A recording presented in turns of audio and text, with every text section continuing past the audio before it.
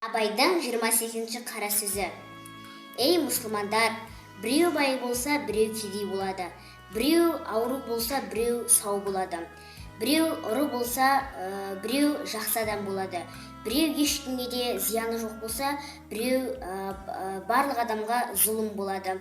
Біреу бір анадан туған балалар, бір анадан туған балалардың екі баласы болады.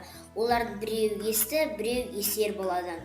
Енді бұл қалай деп сұрасақ сіздер бұлай деп айтасыздар. Әрине, Құдайдың берген көз қарасы ғой деп айтасыздар. Бұл сонда не? Құдай сонда әділетсіз болғаны ма?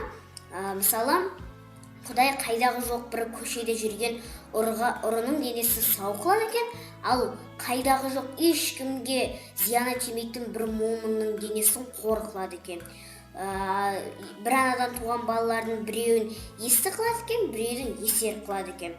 Ал біреу осы жамандықпен, арамдықпен жеткен байлыққа жеткендер, сондай байлыққа жеткен адамдарды жақсы адам болады екен, ал қайдағы жоқ Құдай маған ақша бере гөр деп қалған адамдарды одан бетер кедей қылады екен. Сонда бұл не? Әрине, мұның бәрін сіздер түсінбейсіздер.